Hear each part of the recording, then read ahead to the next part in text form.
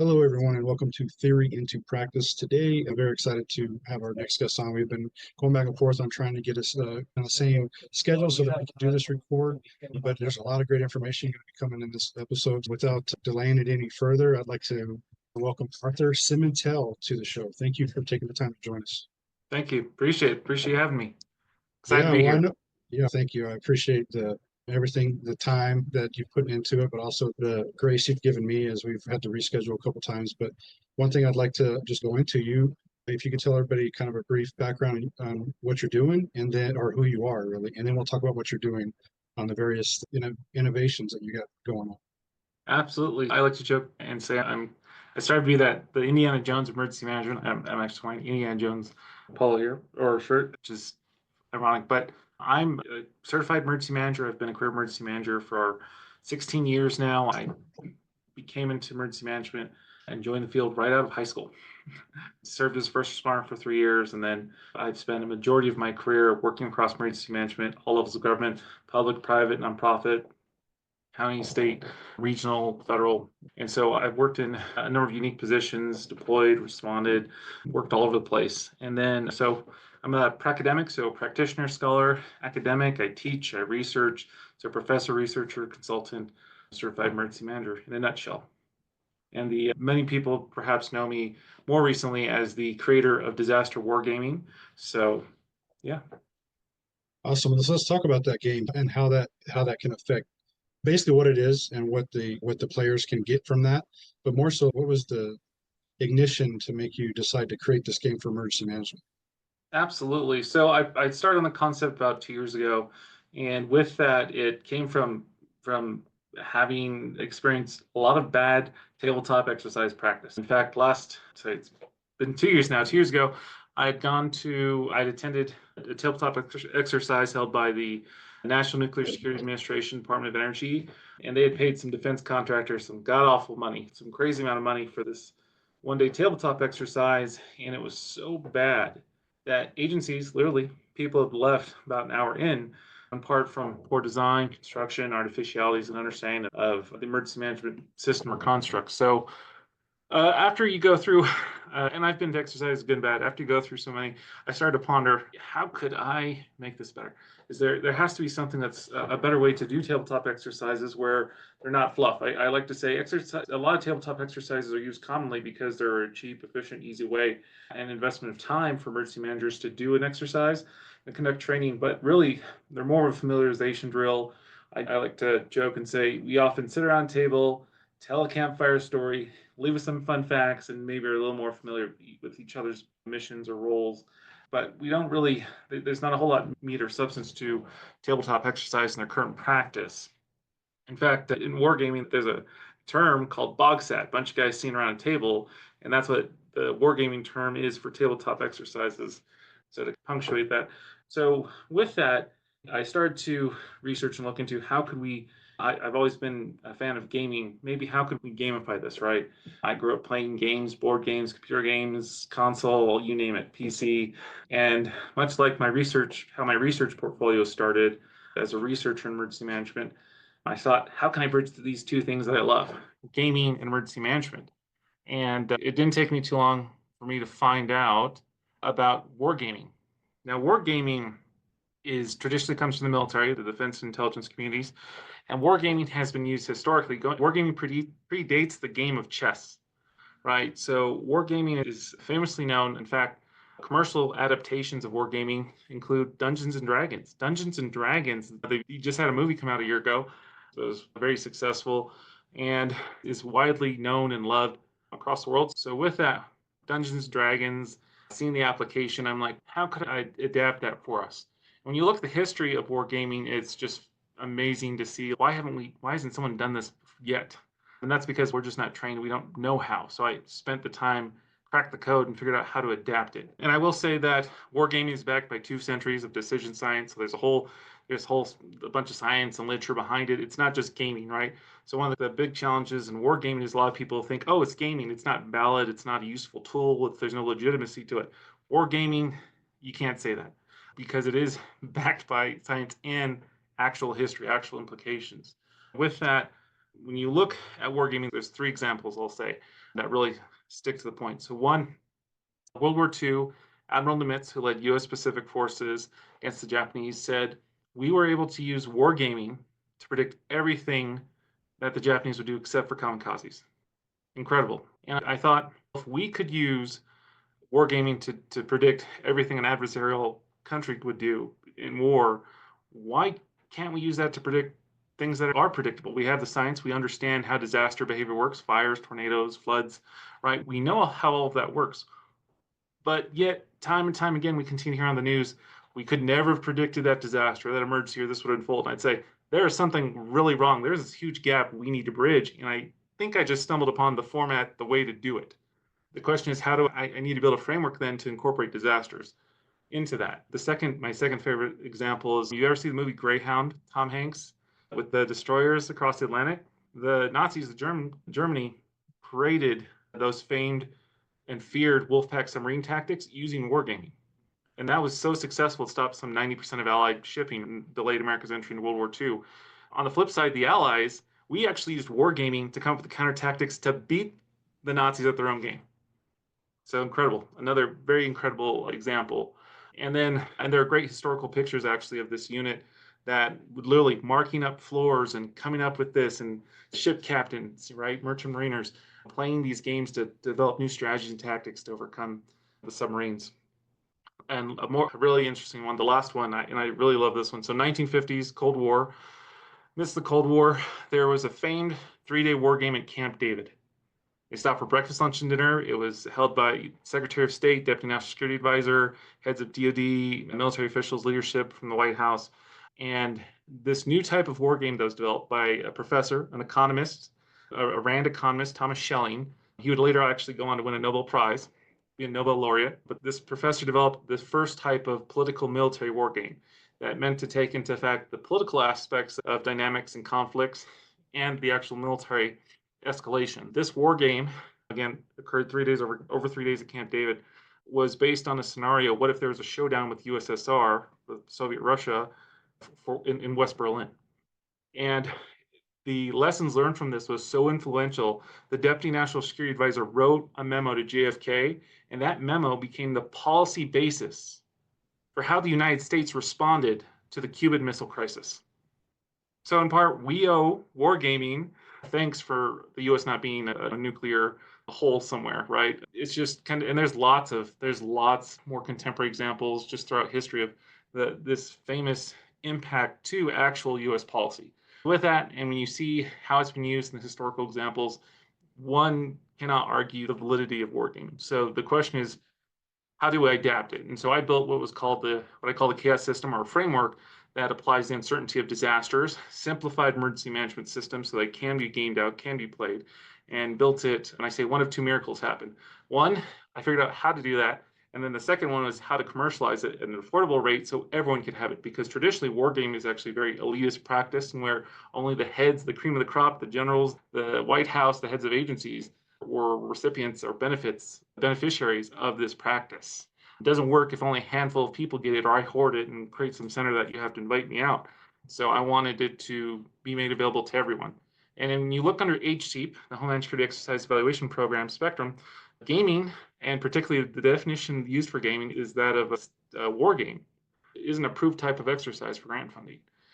So no one's just ever cracked that code on how do we do it, right? And no one wants to be like, I'm wasting taxpayer money or grant funding or money on a game that has no tangible benefit. So by overcoming all those challenges, all those kind of questions over legitimacy, I came up with disaster wargaming, and it plays fantastically. And so the whole thing is based on a single major crisis or disaster. So Wildfire Mayhem is built around a wildfire, and no one plays as the wildfire. The wildfire has its own behaviors and dynamics. Dice inject cards, and the game is what's unique about a war game. It's not like a campaign you build out for a tabletop or a functional or full-scale exercise. A war game is self-perpetuating. The fire will randomly go and act according to the behavior it's programmed to do, which is to mirror real-life wildfire behavior. So the fire will move in flanks, it'll blow up, it'll expand. You can't control it, and every game you play will be different because of that. You never know. Maybe Lady Luck's on your side, maybe the dice, maybe you shuffle the card deck very poorly. But that's the beauty of it, because the game And the style of exercise for wargaming is not meant to be so we're cramming all these injects down your throat. It's meant to be focused on understanding the situation, and all it's the whole premise of wargaming is understanding the decisions you make and analyzing the impacts, the consequences from those decisions, right? So whatever happens, no matter how that evolves, or the both good and bad, because wargaming, you can actually fail wargaming, but you can also go back and analyze and learn why you failed. So with that, the platform is fantastic for really diving into and understanding, do our plans, do our policies, do our procedures actually work in this scenario, in the events that have unfolded? Why or why not? And you can actually get into that. And that's the beautiful thing behind it. So wargaming is fantastic. I'm actually doing a war game tomorrow. I actually just last Friday, Thursday and Friday, was up supporting the Blue Cell, facilitating a disaster war game for the Wyoming National Guard. And the Guard, the military, they use this practice all the time in officer training school, even junior enlisted. We're just bringing the emergency management, the disaster side, to wargaming. So let me ask, so with the game itself, does it have to be facilitated, or is it one of those that you can purchase and then conduct the game yourself? And then how does it work with the jurisdictions and partners and bringing people to play the game? Absolutely. Both. One, ideally for professional play, you want a facilitator, you want a game master, so to speak. In Dungeons and Dragons, it's called a game master. You want that person because they're a third person, they're objective party. They're basically the referee who's going to have the final call on things as they unfold, and they're going to hold their real job is to hold you accountable. In tabletop exercises, the chiefs, the badges like to wave away the problems and just, oh, mutual aid, we'll call a task force. You can't do that in disaster wargaming. You want a task force? Great. It's going to take you 3 turns or 4 turns, however many, and you have to deal with the overwhelming crisis in the interim, because all those systems, like real life, are built into the game. One does not, there's the famous meme, one does not simply walk into Mordor, just like with wargaming. One does not simply just magically appear a task force or strike team. It takes time to spin those resources up, and particularly extra time for those systems that it's not as easy, right? The non-traditional stakeholders or partners, public health, for example, many different aspects of healthcare, other utilities.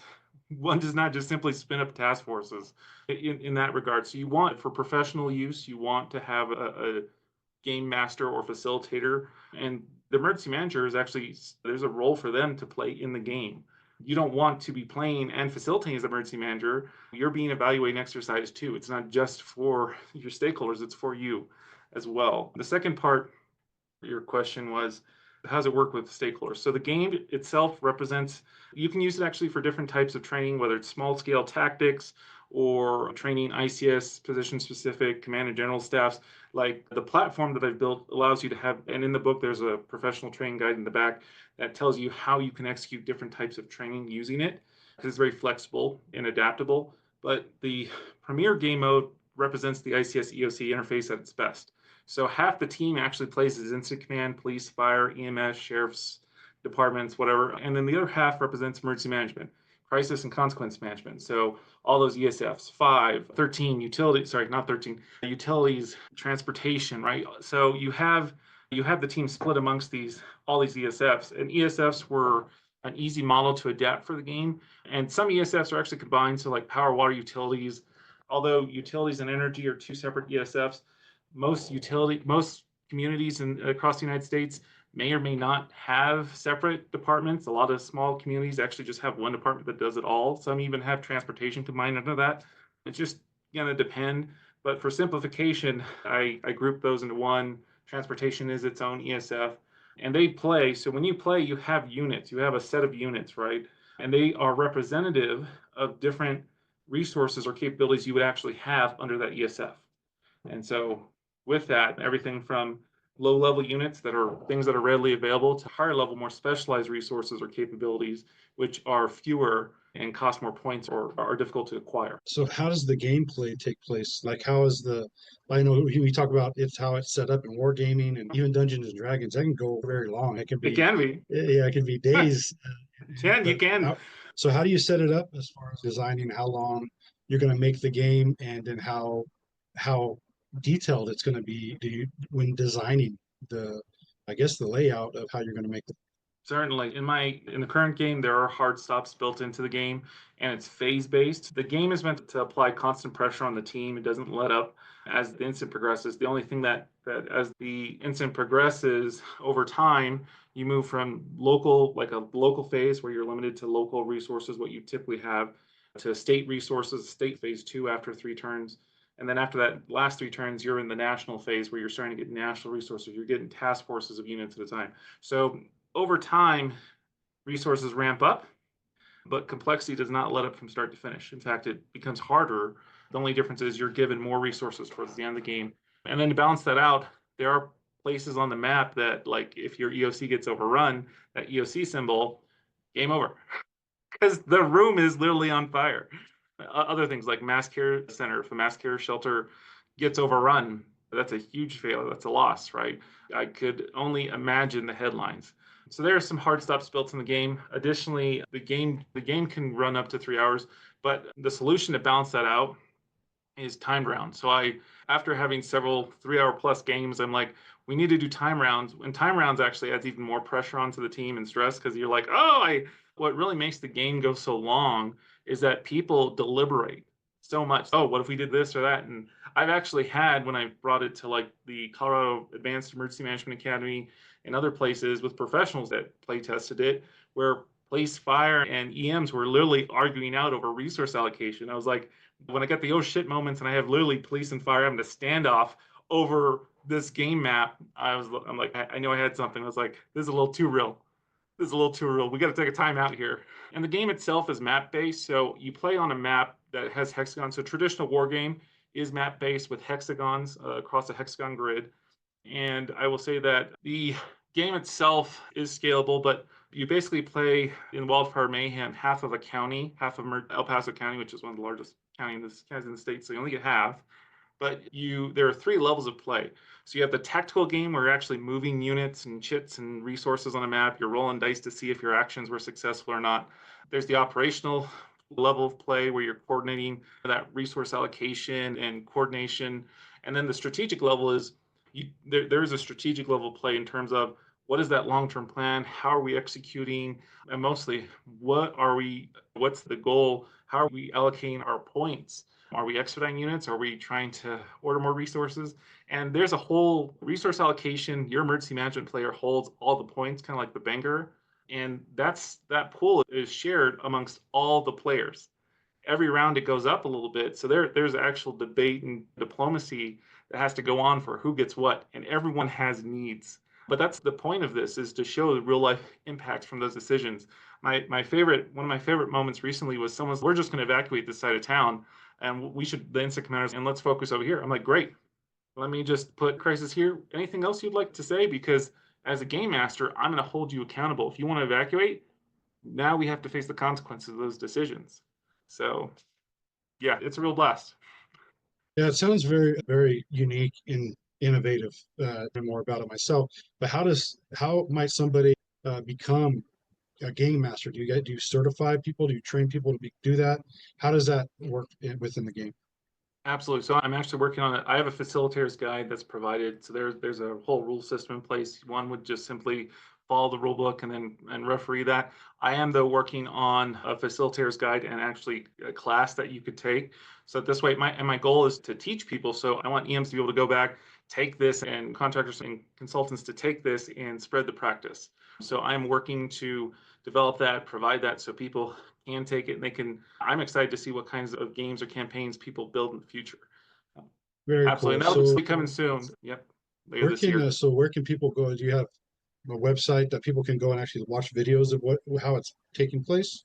Yes, yep, absolutely. So I have a website, EM Disaster Gaming, and under that you can see all of our socials, including YouTube, where I do post videos and actual videos of gameplay and some game testing. Awesome. And I'll provide some links to that information as well. But I want to move on to talk about you, and because ultimately you're a researcher, so you're an EM historian. How does that come about, and what does that really entail? That's what you're doing. Absolutely. I've been practicing emergency management my whole career. In fact, just last year, I finished up doing a year and 7 months at University of Colorado Springs as the Director of Emergency Management and the head of the Department of Emergency and Safety Services. I oversaw 4 offices, so emergency management, fire marshal, environmental health and safety, and hazardous materials management. And throughout my career, I've worked through many different offices and programs across all levels of government. I've even served as a public health advisor during COVID to the CDC on the federal COVID-19 response and on multiple other responses. I'm a practitioner through and through. What led me to get into research and to starting my own research consulting firm. When I say consulting firm, there are lots of consultants out there that do training and exercises. I provide support and training exercises now and then. I don't focus on that. My firm was literally founded to focus on research on how do we move the needle in solving complex high-level problems in the field. And so some examples of that is, and that's because I should go back and say, that's because most emergency managers never have an opportunity to contribute to bigger national conversations. And I said, I gathered a close group of my colleagues and folks that I knew, and I said, hey, we've been working together for 12 years. I think we have some smarts amongst us. How about we try and contribute to the bigger picture? So I founded Simental Industries Limited, a Shield initiative to do just that, and brought together the right voices and people and teams that were diverse and with different levels of experience and folks, and started to win contracts. I've done some really cool stuff. So the 3 big ones I'm proud of. So one was I actually did a climate adaptation study for FEMA Region 8, which we presented to the regional administrator on and their team, which was basically developing a plan for how they can better work with the 29 federally recognized tribes across Region 8 in the states to increase preparedness with changing environments. That was one of the first big research projects we won. The second one was actually really unique. So when the Ukraine-Russia war started and Putin threatened nuclear annihilation or retaliation on the US, first time in 70 years the nuclear threat emerged, the Department of Defense was like, oh no, like the rest of the world, right? With that, there was a contract that was put out, an RFP for a number of research items. The head of US Northern Command, along with other defense commanders, put this out, and I happened to respond. And somehow I probably grossly underbid this because later on I would find out this was like a $5 billion contract, and we were probably a rounding error. We were like dust to them. They're like, oh yeah, here you go, here's some money. I didn't know that till later. But we won this contract, and the contract was, how do we reconstitute civil defense after 70 years? So that's where my historian starts to come into place, in that we went back, we dove through the archives, the records, we tracked the powers, the authorities, the programs, how is the constructs, and what that really opened my eyes and fascinated me to the history, because we had to do all that work. And it was like, wow, and we teach emergency management history so poorly. Most textbooks will say emergency management starts post Cold War, and I'm like, no, it doesn't. Emergency management, civil defense was literally created because of the war. We can go back to World War I, and the first Committee on Initial Preparedness was created, and state and local defense councils, which then became, because defense was problematic, became civil defense councils, the very first state and local offices of emergency management. World War II happened. We had the first office for emergency management, which was an executive office at the White House. A year later, 1942, the Office for Civilian Defense, which was created to coordinate state and local efforts, right? That is the blueprint. That is the model for all federal emergency and disaster management agencies to FEMA in present day were built off that construct, off that model, which was interesting. And I'll say that the model was meant to be federally led, locally executed. Sound familiar? So that's where the historian part comes from, and I just love that. And so I continued with it, and I'm like, I really want to dive in and correct some of this history because it's so poor. And I argue, particularly right now, there's a lot of conversations about how do we move forward, EM 2.0, FEMA reorganization. How do we do that? And I'm like, if you don't understand the history, as it's famously said, you're doomed to repeat it. And that's what we're doing right now. This has all happened before. In fact, there's been 5 or 6 federal reorganizations or eliminations of federal disaster management agencies over the history. This one, we just haven't seen one like this so prolifically since 1974. And in fact, the funny part about that one was, so previously, the National Governors Association, state governors put out a policy position that there wasn't really a federal role in state disaster management, disaster response. So under President Nixon, we had the abolishment of then the Office of Emergency Preparedness, which was an executive office of the president. And we had the creation of the Federal Disaster Assistance Administration under HUD, like they're proposing to do now. And what that led to is basically they took and they decentralized federal emergency management for the first time. And the critics of that note that basically you took centralized disaster management and you broke those responsibilities into 100 different federal agencies. So instead of FEMA, you've got 100 different agencies now with powers and responsibilities fighting for the federal role to support an incident. I could only imagine. And that was so painful that state governors and the National Governors Association reversed their position and basically begged the president to say, no, we want centralized federal disaster management. And after a few callous disasters, that led to the creation of FEMA. And that historical context is important because often we say, oh, these disasters happened and we got FEMA from it. No, there's more to this picture. And that context, particularly that political context, is very interesting because here we go trying with this experiment again. And in fact, federal disaster management has been tried under Department of Justice, General Services Administration. It didn't last long. Both times, those only lasted 2 years. And that was during JFK's days. All that to say, the history is very fascinating. It's too bad it's unappreciated and there's not until it's needed like now. And it really provides a lot of context for how we got here to where we are today. So that kind of led into the historian part. And then I've done other work. My last project that I did a year ago was for FEMA EMI, now Disaster University, now closed. That was basically mapping out the system for higher education for those going into the emergency management workforce. So basically, if someone enters in, new student, how is the education, certification, accreditation, and workforce and job requirements for emergency manager aligned or misaligned? And when one exits, so if you were to go to school and get all this stuff, when you exit and try to go into the workforce, ultimately, are you prepared to be a successful emergency manager? The answer is very simple, it's no. And so, and we looked at over 500 plus degree programs, dug into their curriculum, what they were teaching, and we found that many programs were just emergency management name only.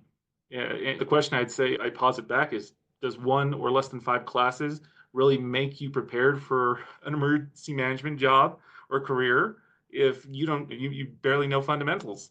Yeah, so that's where that came from. And so, like I said, I really do unique high-level kind of systems research.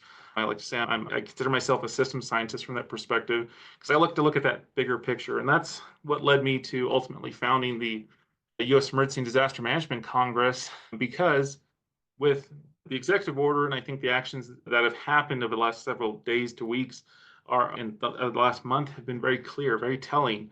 The federal executive and the president through its executive order said, we're withdrawing from this position. We don't want to pay for state and local preparedness anymore. We're mandated to pay for recovery. We don't want to do that either.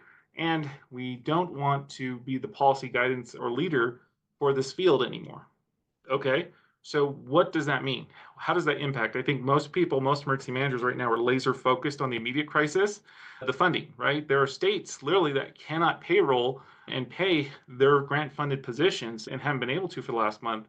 So everybody's focused on that crisis. The bigger issue I see, because that's just the immediate fire in front of you, is the monster tsunami coming in behind it. And that's the de-evolution of emergency management, because we've seen not just cuts to funding, we've seen the rollback of foundational and fundamental doctrine and guidance that govern the field. Everything, not just BRIC, but just in the last few days, CPG 101 version 3, Community Preparedness Guide, the Emergency Operations Planning Guide, doctrine was pulled. So now there's no national guide or standard for how we develop emergency operations plans. I say, how long until we roll back and we're pre 9/11, where every state, every territory, every jurisdiction has its own way of doing things. So this is 9/11 all over again, where we just basics, right? And for those of you who are wondering, NIMS, the 2017 edition of NIMS, the National Incident Management System Guide, has climate on page 3. I did a control F. I was talking to a colleague and joking with them. I'm like, what are the chances? Do you think this has climate in it? Because climate's a dirty word now. Whether you believe in it or not, I don't care. What the real issue is, that's a bad word, and that's being auto-censored and withdrawn. And what happens when NIMS or even the NRF are pulled? Then what? And those are all driven by the federal government, federal policy, and executive orders. Executive orders historically have largely driven the profession, and those can change anytime.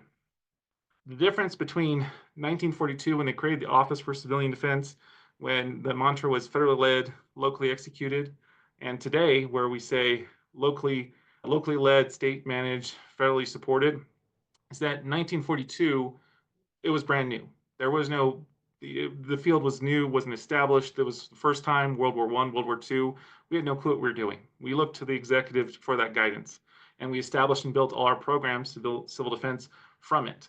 Arguably, it was actually one of the most successful programs of government. They say 10% of the US population, some 12 million volunteers, were part of civil defense, and is prolific, right? Today, we have a field, we have education, we have multiple associations that govern different pillars of accreditation. We have professionals that are in and have worked their whole careers in the field. I argue that if the federal government's going to pull back, that's fine. We can self-govern, and I created the Congress to do so, to fill that guidance, that vacuum of federal leadership. And I did look at, as a researcher, I looked at this just like I did the education system. I said, what's IAM doing? What's NEMA? How are these associations aligned or misaligned? I built a framework that says, okay, when you do the research, professionalization, there are 9 pillars: training, education, accreditation, certification, and certification, just like the other pillars, is broken down. There's individual, programmatic, specialized certification. There's a uniform language and terminology. There's a uniform identity and symbolism. There's licensure, and then there's codification and legislation. To reach true professionalization, and when you look at other professions, whether it's nursing, medicine, engineering, police, fire, what makes an occupation a true profession is when those requirements, that standard, is not just built across the system with multiple substandards, but it is codified into law. And the place you do that is state and local law, because states have the most power to regulate occupations and industries. We have not progressed to that point, and so I argue, how can we even begin to talk about the future of emergency management when we don't have the foundation to stand upon? We're not even professionalized. Anyone could be emergency manager, and if anyone can be emergency manager, emergency management could arguably be nothing. But I think when you look at the framework, and I've benchmarked it against where we're at and where we need to be a true profession, we are not far. There are only a handful of pillars, a couple of pillars that we need to come together as a body, as a group, collectively, and say, how do we want to govern this area? How do we want this to be to achieve that? And that's what I made the Congress to do. And in the true fashion of American democracy, I believe every member has a voice and has a vote and a say when it comes to self-governance. None of the other associations work or operate this way. And when you look at them, IEM, for example, only oversees individual certification. That is one pillar of 9 in the professionalization system. NEMA, its offshoot EMAP, oversees another one pillar, and NEMA is focused more on state emergency management, state voices, different aspects, right? There is no overarching governing organization that is able to collectively bring everyone in, all standards, all association. And the goal is to break down those silos, because we do see some barriers. So for example, when it comes to individual certification, IEM, when it comes to, has an education aspect of that, right? There's an educational component of individual certification, but there's a different body that governs educational standards and accreditation. They're not talking, they're not connected, even though they're independent, and they should be, and they're therefore broken. And that's what the Congress is also meant to resolve, those interagency, interdisciplinary issues across the professionalization system. So the Congress is really laser focused on professionalizing the occupation, the field of emergency management, based on that very specific framework. And then it's an action organization in that there is a plan not just to build it and say, hopefully someone takes it. No, it's then working through a public affairs officer corps in each and every state and educating elected and local officials so that this way it does get passed and adopted into law, much like they've done with the fire service, with law enforcement. In fact, POST is adopted in all but one state. There's only one state that hasn't adopted POST. And the interesting thing about POST is a nonprofit association, much like I proposed or constructed, and is self-governed, self-regulated by professionals. But the law just says you shall have POST if you want to work in this profession. The standard, though, the national governance is that I want to build for emergency management is run by the association, by that body. And that's the difference, right? Whereas IEM, that's not their focus, neither is NEMA. Although NEMA arguably has done the most work in advancing the profession with its offshoots, I'm looking to collectively focus on building this one national standard that we can have a foundation to move forward on and then talk about the future. And with that, how do we govern going forward? And it's a great initiative, and it's a great point. And I've been saying that for years and years.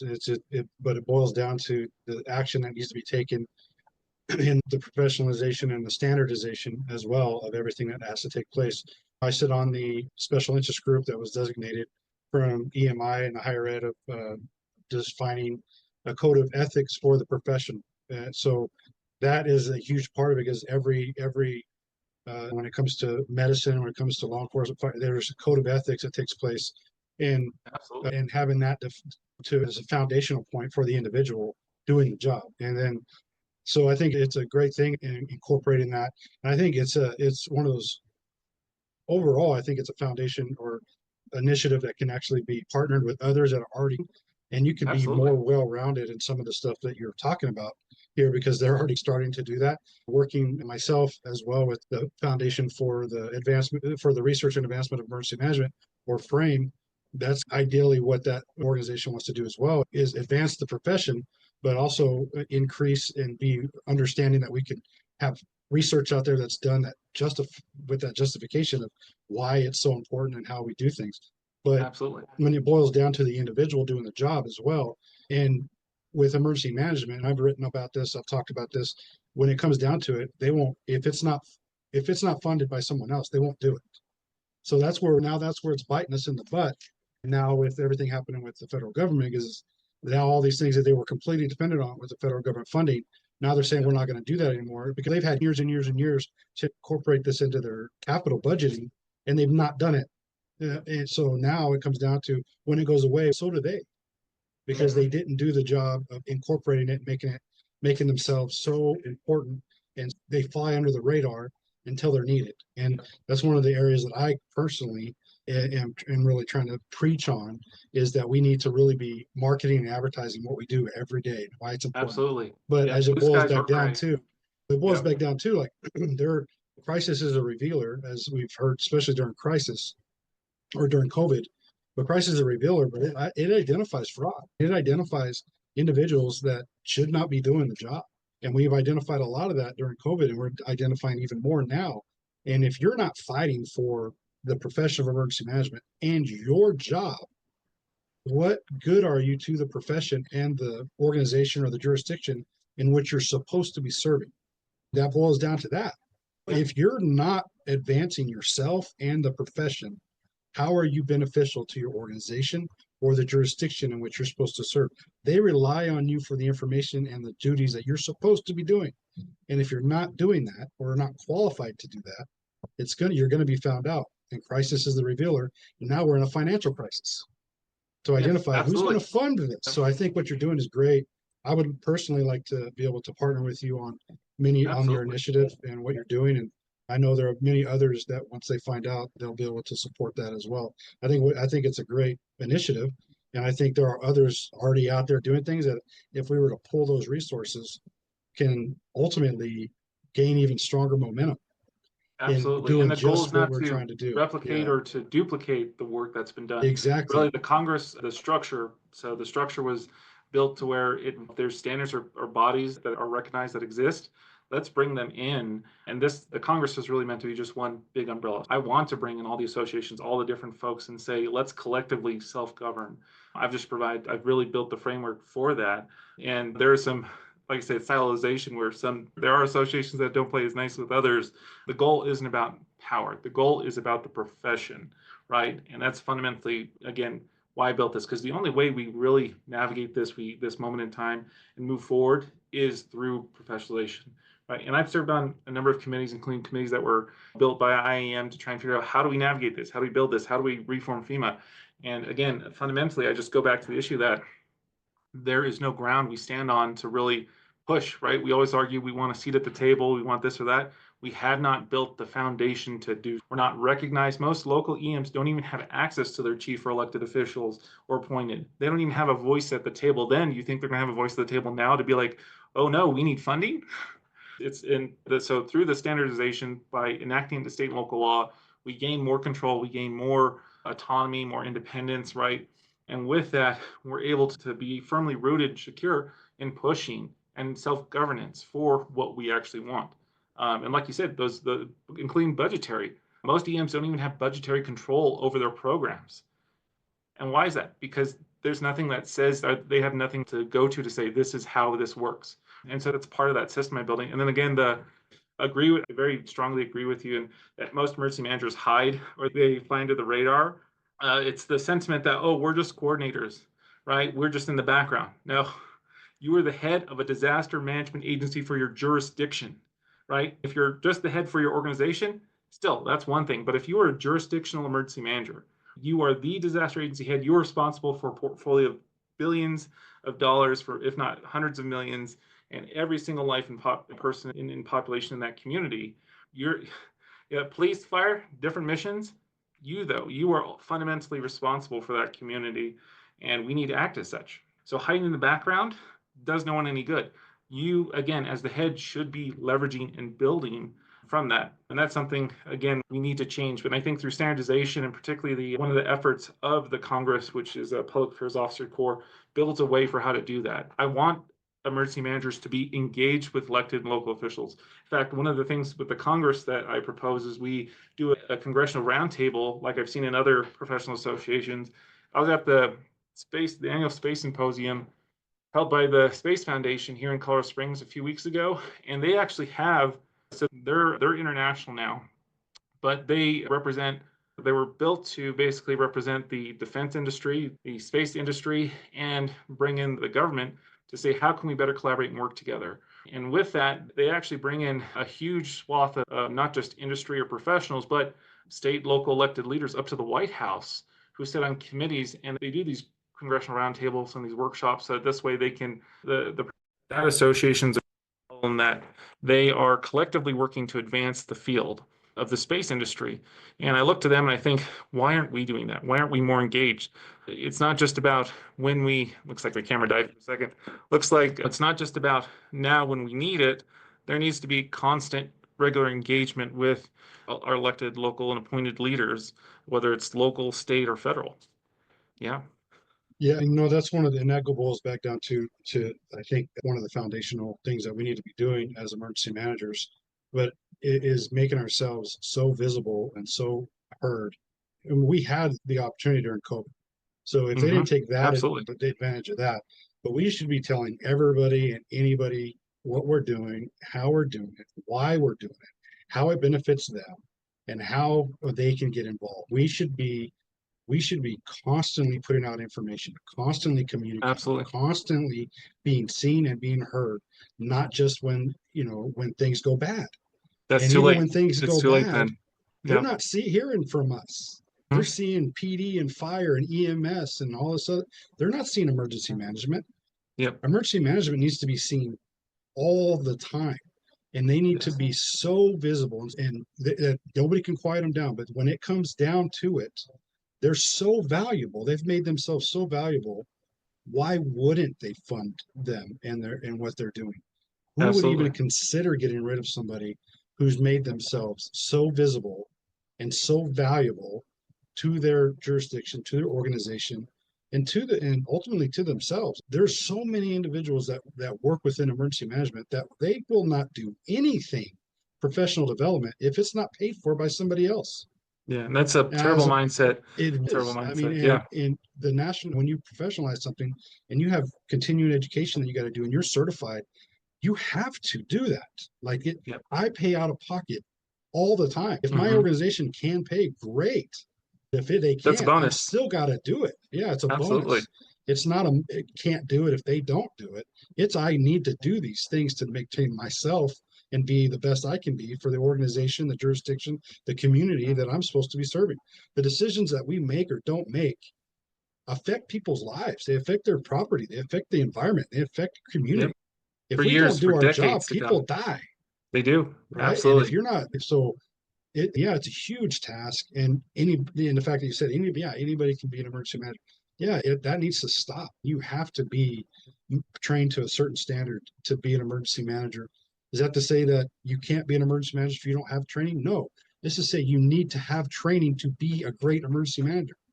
Yeah. 20 years in the fire service don't make you an emergency manager. 20 years in No, it doesn't. law enforcement doesn't make you an emergency manager. No. 20 years in military does not make you an emergency manager. Learning emergency management makes you an emergency manager.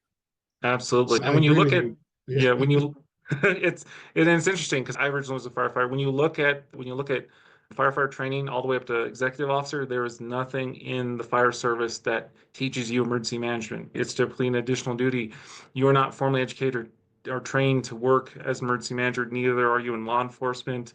EMS, public health is different. They actually do training for public health emergency preparedness because it's very specialized. It doesn't work the way traditional emergency management works or the way we're accustomed to because it's very science heavy and it involves much more technicality. But neither does likewise EMS. All these things are related or allied, but it's so plumber, electrician, HVAC guy.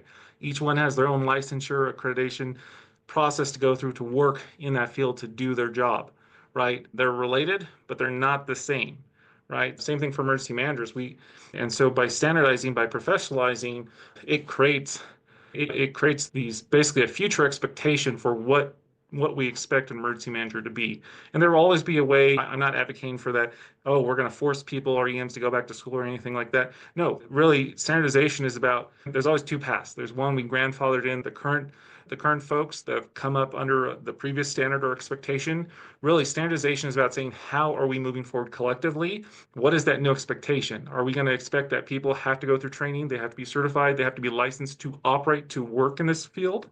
And that's what it's about. Because we're at a point in time where EMs get fired. EMs are getting fired. They're being blasted on the news, and public accountability is higher than ever. And now that we're moving into the political realm, because the stakes are so high, we really can't afford to have unprofessional emergency managers that essentially, when their mistakes are prolific, they set the field back. They set us back years, and then we're dictated to. And that's what we're trying to avoid. And that's the whole premise behind this Congress is if we don't want to be subject to the whim of the federal executive and we want to be self-governing and determine our own future, our own destiny, then we have to step up and be that body and organize to do so. Well, I 100% agree. It's definitely needed. It's an uphill battle overall. I think one of the things that I try and correspond to everything that trying to bring it down as an example is that you look at law enforcement, you look at fire, look at EMS, they all have to go to school and get licensed and take a test and get licensed. But when they're not police officers, firefighters, EMTs, paramedics, doctors, nurses, until they get trained on the job, every one of them, you have to, as a doctor, you go and you do internships and you go your and residency, and that's a requirement. You have to do a 7-year. You have to be taught to do it. Yeah. In law enforcement, you go out there, they tell you, forget everything you just learned. I'm going to show you how it's done on the street. Yep. 2 years of field training, right? Yeah. You have to be taught on the job how to do the job. They got 5 classes. I mean, it's not a degree for emergency management. And you got 5 classes that you did, and then you didn't do an internship program. You didn't make them go work in an office of emergency management. You didn't, like, how are they qualified to go out and be an emergency manager? But hiring managers don't know that. Yeah. You got a degree in emergency management. That looks fantastic. Come on, be our emergency manager. Yeah. That's the kind of people they're getting hired because it looks good on paper. It looks good on paper that you spent 20 years in fire service, 20 years in the FBI, 20 years in law enforcement, 20 years in the military. It looks great to the people who are hiring because they don't know what, It is, absolutely. You can be a great emergency manager and not have a background in emergency management as long as you learn emergency management. Yeah, and fundamentally, that's what it comes down to. You still have to learn how to be an emergency manager. Exactly. You still have to learn to be an emergency manager. And a lot of organizations, especially when they're placed inside a fire department or police department, they concentrate in that area. That's it. They don't do emergency management. They do law enforcement, emergency preparedness. Yeah. And so they're super different. Focused on the response phase. It's very focused in that area. Yeah. So I 100% agree with you. I think there's still a long way to go, but we can definitely take it there, especially when we got people like yourself out there pushing the initiative and being vocal about it. We need to be as vocal and visible as possible. We need to be yelling from the rooftops about what we're doing, and we can't be doing it under the table and in secret in our office. We have to be visible, and we need to be heard, and that's how you get a seat at the table. You don't just, especially some of these organizations where they got law enforcement or fire, that the emergency manager or the person tasked with emergency management is 6 removed from leadership. Yeah. And the person that's over them won't let them go see leadership because it makes them look bad. So I've worked in those jobs. Talk about this all day. Yeah, and that's extremely painful. I've worked in those organizations. It's rough. It's rough. And there are a lot of small EMs, a lot of EMs that are, because they're elected appointed officials, their leadership thinks it's convenient organizationally. And when you look at the law, no police or fire department are statutorily given the responsibility for emergency management. It has always been different since civil defense. In fact, I sit on the Colorado Emergency Management Association's legislative committee. And when we've been exploring what is the definition of emergency management rooted in the state of Colorado and trying to redefine that so we can tap into different funds or benefits or resources from the state. And we're actually still on the books as civil defense. And when you look at a lot of those states, even California, other across the nation, civil defense was never put or subsequent to our first responder counterparts. I still have the old organization charts that show civil defense here, everything else is actually subsequent to it because civil defense has a very unique and distinct role. We are an executive function of government, and there's a fine line, a wall between us and first responders, right? And we really have to move past this coordinator mindset. Our job is to lead civil governance during a crisis, during emergency, right? For that crisis consequence management. First responders can do incident command all they want, but at the end of the day, they are not authorized or empowered or statutorily written into law to do the function of emergency management. Emergency management belongs to emergency managers. That's why and it's still codified in law across the nation as civil defense, and we are empowered to do, not them, it is emergency managers. So I think we're 100% on the same page there, and we see eye to eye. And I think we could. I just met you in person for the first time at IAM. yeah, it's nice to finally touch base with Last you in year, person. I read your articles all the time. Yeah, Yeah, I appreciate that. I like the frank conversation, really saying what needs to be said. That's the whole goal. That I push buttons and I say things that get people thinking, and sometimes it's controversial. But my goal is to get people to think and take action outside of their little bubble. So I appreciate that very much. I look forward to having more of these conversations with you. I look forward to seeing the game and hearing more about the Congress that you're working on and how I could help with those initiatives as well. Would love to have you. But yeah, I'd love to be able to help with those initiatives and ultimately help push the profession and the professional forward in what we do every day. So overall, man, I just thank you for taking the time to talk with me today. Show me what you're working on. Show me the game. Talk to me about the Congress.